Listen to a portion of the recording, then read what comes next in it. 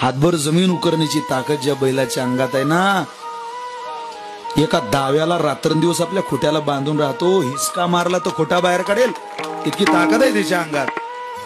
पण आपल्यावरती असलेल्या प्रेमामुळे खोट्याला जागतो, तिथंच थांबतो. हे प्रेम आहे, ही कृतज्ञता आहे. सोडा जरा.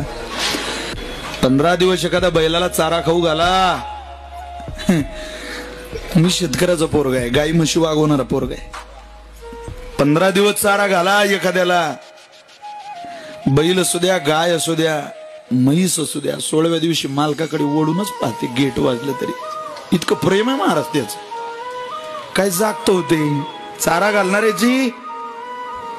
नाही त्याची भेट झाली, गडबडीत त्याला नाशिकला यावं लागलं, गवळण्यातून गाडीला किक मारली तरी ते जनावर मालकाकडे पाहत. हा चाललाय. जीव लावलेली जनावर विसरत नाही.